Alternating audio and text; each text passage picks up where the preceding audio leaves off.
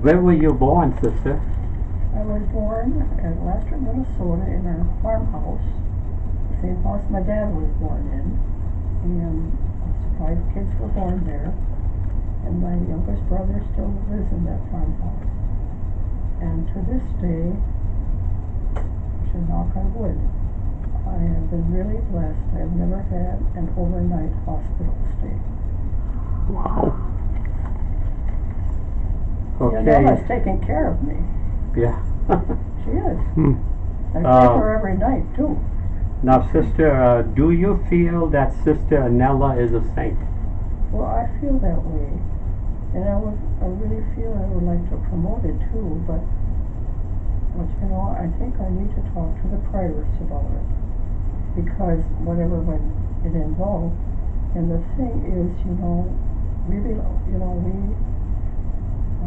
foundation from St. Benedict's, and we're the Federation of St. Benedict's, and I don't know how, but I really feel I need to speak to the priors, but I haven't done anything, as far as that, but I intend to, and tell her the whole story. Sure. And so I don't know, at this point I don't know how she would feel about it, but then there's this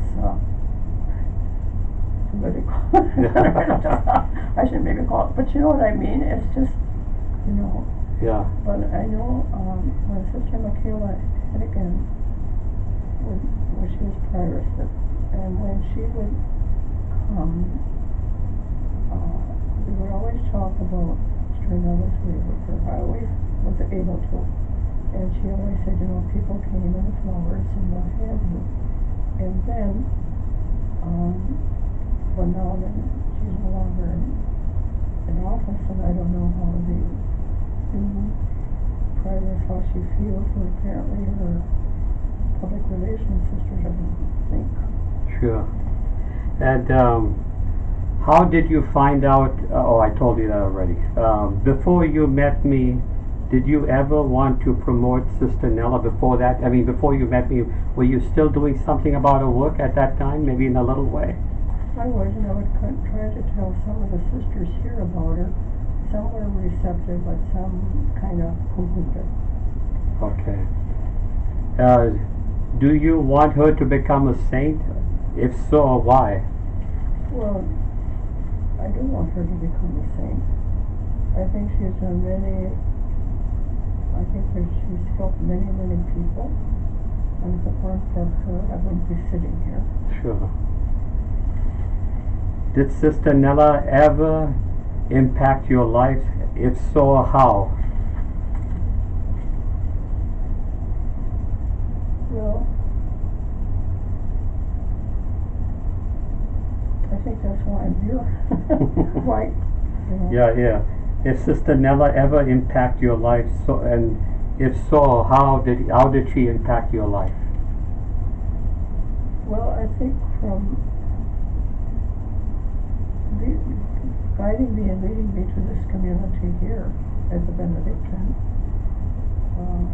although in those early years I never thought too much about it, and actually, that I left home before I was 15, and in those days you didn't talk much about, but in later years my mother always said she prayed for Annella every day for me, and even on her deathbed she told me that.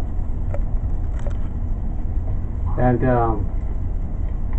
well, sister, I know we recorded you, and if this doesn't work out, could we record you some again? This time I want to make sure I have an extra battery, but I hope it turned out the way we wanted. But if it doesn't, if you don't mind, that we can come back again and just we have to. If John and Cindy don't mind. Yeah, and then also, we don't mind.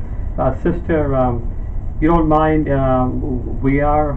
I'm promoting a cause because Sister Annella appeared to me in 2010, and you're aware of it. And I'm actually promoting a cause. And the reason I wanted to interview you and everything, because you're named after Sister Annella, and well, not only that, I wanted to share on the website, because I'm promoting a cause, because people are amazed when I tell them that there were 7 Benedictine nuns that were named after her. Is that true? I think about that many, and I wrote that, I have that in a folder where we go to eat. Okay. Yeah, and would you give me permission, sister, to like say next year when the Archbishop comes to visit me, all I can say is I did interview you and I asked these questions, you know, and because he just said to pick one, but I'm just going to say in your own words what you just said, you know, that he could just at least hear you what you have to say, and I'll just say to him, well, this is the closest I can get to having meeting a nun who was named after her, and then also did take interest. You did take interest, right? I mean, you got her books and everything, and in her work, and so maybe just taking interest, possibly the bishop might be, Archbishop might be interested in sending it through. You never know. No, you don't. So, Sister Annella, I really thank you from the bottom of my heart, and I thank God that somehow He has planned all this, because I can't explain it.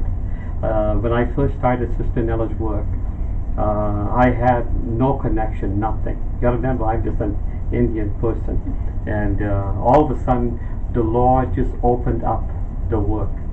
And I know people that ask me, how do you expect to promote her cause? And I always tell them, I just want to live by Catholic faith and let God work through my faith and open these doors. And He has opened many doors. Look, I'm sitting right by you. The one. Well, I feel I'm a link in this. I really do, you know. But like I say, I need to go to my parish because I have a law of obedience. Yeah, isn't that amazing? I'm sitting by you where your name is your name after Sister Nella. And did you know there was another nun I met when I first met Sister Nella, and she's at the monastery. By the way, her name is Sister Nella, and she told me almost the same story you told me, and she said to me, Pat, I want you to help promote her cause. And I at first, well, in a way she didn't say that, but she said in a way like, I hope when I die, somebody will continue a cause. And I'm afraid I'm getting too old. And I said, Sister, I'll do that. I felt such compassion for her that I said I would. And my dad always had a sign. It says persevere, you know, at my house, my old house, where I lived with him. And there was a sign up there, and it says persevere. And I remember that one day, who knows, I'm going to be using that name, you know, a sign, to stick to it, you know, to you know, get Sister Nella, no matter, to get her work going, no matter what will happen. And so that's what I'm doing. That's what I came here, Sister, you know, to you know, look deep into your heart, and if you think this cause is worth it, I'm also asking you if it's possible, if you could ponder it and think about writing a letter about what you just, the interview and everything that you could remember, and if we could have your signature on it, if that's okay, you know, you pray about it, and I'll keep that copy, and so when her cause opens up, I'll be able to have something about you, because I know people have given me miracles, and I have documents of their miracles with me. So I want to keep your copy in there. Because, Sister, you're not young anymore. I know. And I might not have this chance with you. Right. You know, talking to you. So I thought this would be, who knows, maybe the last time, or maybe I might see you again, and maybe get a better interview with you again, you know, but this time with a better battery.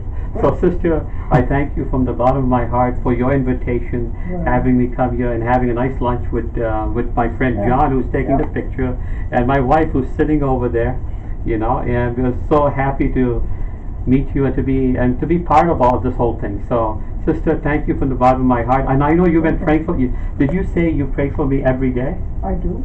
Oh, thank you, Sister. Now, why do you pray for me? Because of the work I'm doing for Sister Nella, or just... Well, that Annella will come through to you. Oh, okay. well, thank you, Sister. I don't know. Every time I said, I mean, you're always pretty nice, and be sure you take good care of Pat Norton. And Sister Ivan, you know what? I've been praying for you too. Well, So thank we're you. exchanging prayers in That's right. that way. So Good. Sister, it's so nice to meet you, and thank you Okay. for this interview and everything. And